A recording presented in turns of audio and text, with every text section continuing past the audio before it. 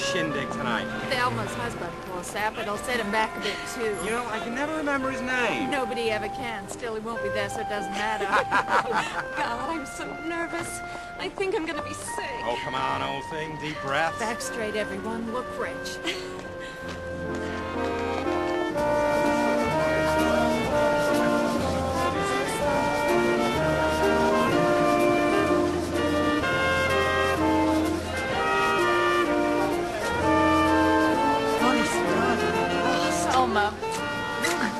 Mary. Love the dress. Ernest. He's looking impossibly handsome, doesn't he, everyone? You're down the end. Hurry along, children. No need to stand on ceremony. Everything is going to be terrifically informal. All this fuss, and I bet he doesn't even remember us. Of course he will. They are like elephants. They never forget. 5 pounds. You're on.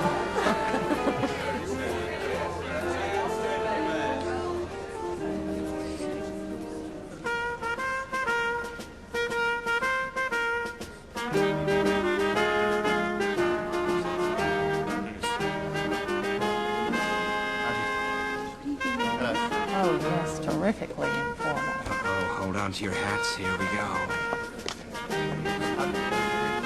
Yes, I do. You know Benjamin Thorne, my sister Connie. Hello, Benjamin. How are you? Hello, you two. This is Mary Raffray, visiting from Baltimore. Your Royal Highness. Mary, how do you do? And last but not least, Mr. and Mrs. Ernest Simpson. Royal Highness. How do you do? We've met before, haven't we? Yes, sir. At Melton Mowbray last January. But you don't know how sorry I am to hear you say it. What? Sorry. No, it's just that I had a 5-pound wager with my husband that you wouldn't remember us. So that's my dress allowance for the month's shot. Well, I really do apologize, Mrs. Simpson. Do you think you could find it in your heart to forgive me? Well, maybe just this once, then, sir.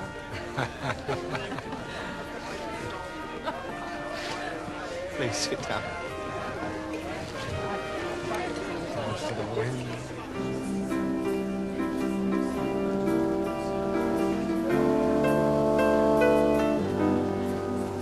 You know, I do rather envy you Americans. Sometimes. You do? You all seem so carefree. Have so much fun. Well, maybe. I imagine you don't get to have too much fun. You're always on display. Must be kind of exhausting. What is exhausting is everybody kowtowing the whole time. Well, almost everybody.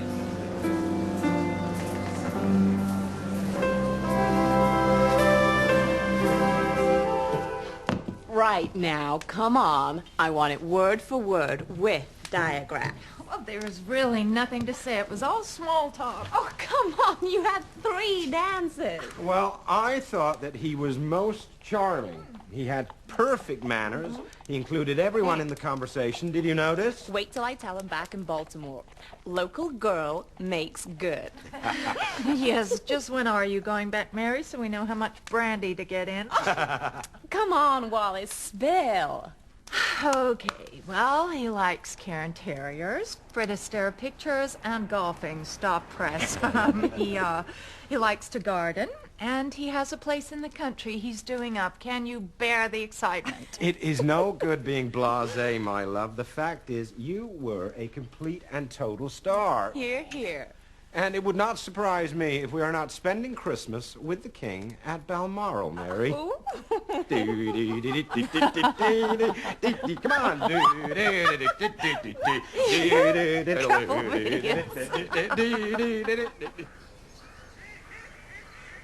catching up, Bertie. Better watch out. 13, 12, 12, 13. My serve. Oh, watch out yourself. 12, 14. Everything to play for. Oh, darling, are you hurt? Oh, nonsense, Elizabeth. He's just going for the sympathy vote. 12, 14. Really, what is it about men that makes them so competitive? They're just obsessed with sports and games. Oh, mine isn't. He's allergic to all sports. He rides, though, surely? No, he's not good with horses. He's better with calves. Oh, dear. A husband with no sporting interest must be in the house a good deal. What on earth does he find to do all day? He has a job, ma'am, in an office. Really? How interesting. Oh, lucky sir. Best brother won.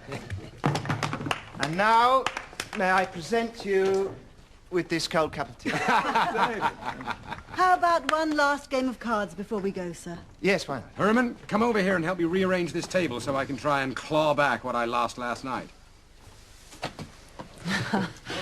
It's been another lovely weekend, sir. It's very kind of you to keep inviting us when I'm sure you should be having people who run the country. Well, it's been lovely having you here. Oh. Lovely. I wish it didn't have to end. You have a tough week coming up. It's a tough night tonight. I have to go back and see the elders. This damn marriage thing again. They've got a list. Really? Who's on it? Every blue-blooded virgin in Europe, by the looks of me. Well, they are right in a way. You should marry. You need someone to look after you. Someone who understands your ups and your downs and makes you laugh. Is that what you have with Ernest? Okay. You're the King of France. I guess so. And love? I was very unlucky in love with my first husband. I made a much wiser choice with Ernest.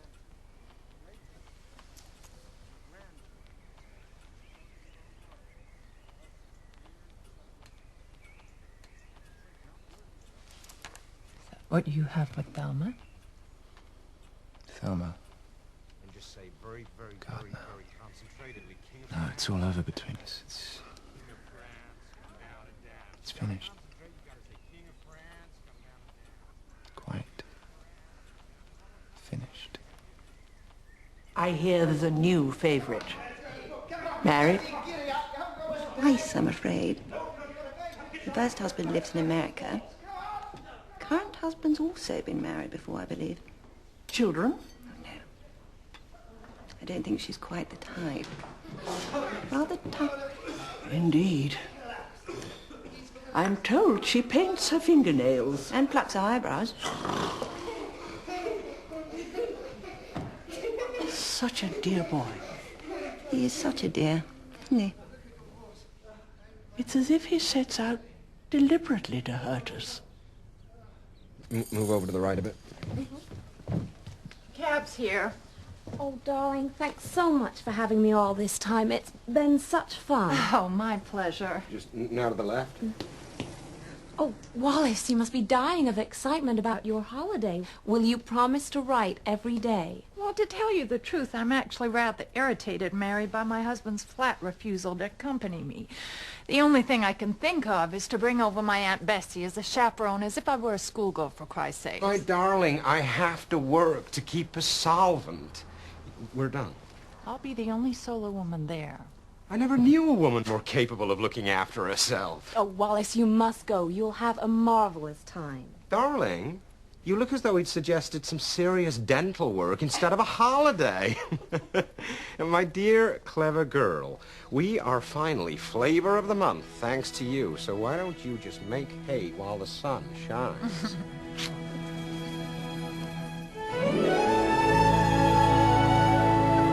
Here they come!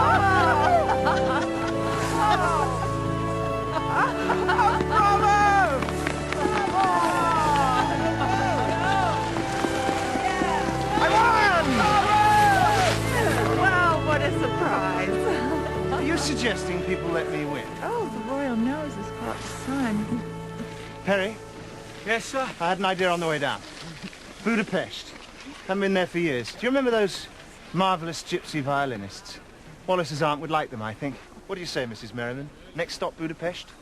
Well, I wouldn't. Right, that's settled then. Sort it out for tomorrow, will you, Perry? Come on, lunchtime. So get up and go.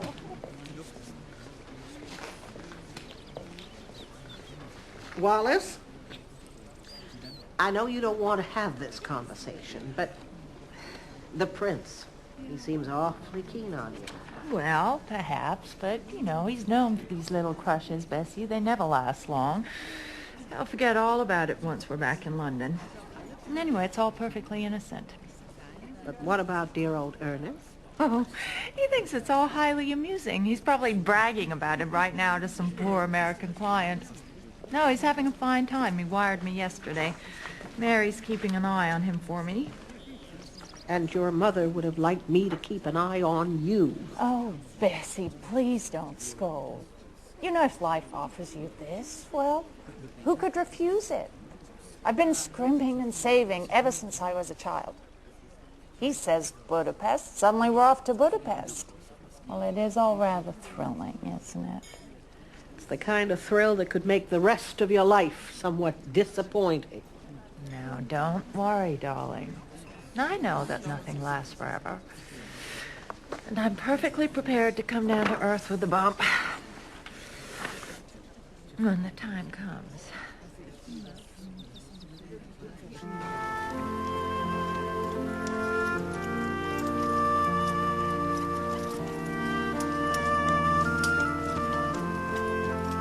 You're right. Not cold. Yeah. Where are we going exactly? It's just a little place, Anne. It's very simple, not at all grand. Wonderful atmosphere.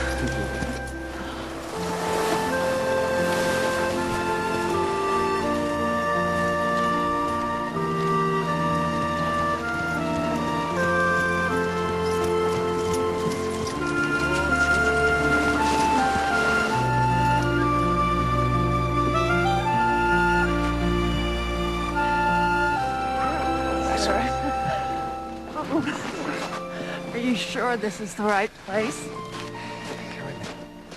Thank you.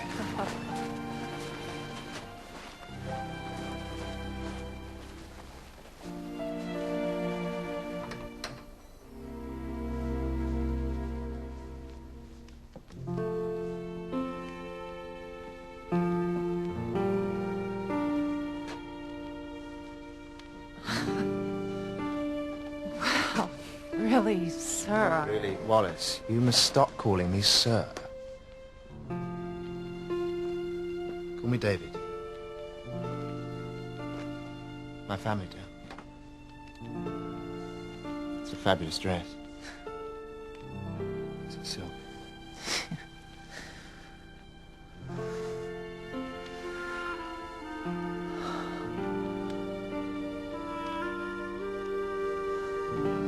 There's something I've been wanting to tell you for an awfully long time now.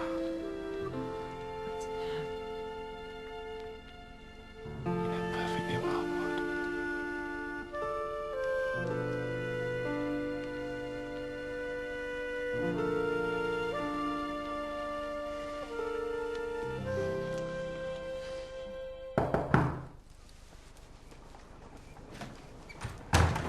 Sir, You're 12 minutes late, boy. Yes, sir, my apologies.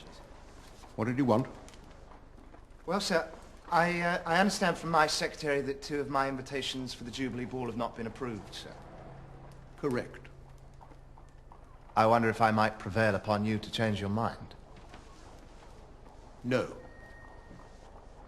It's just that this particular couple have been most No, kind. you know the rules. No divorcees. These are 2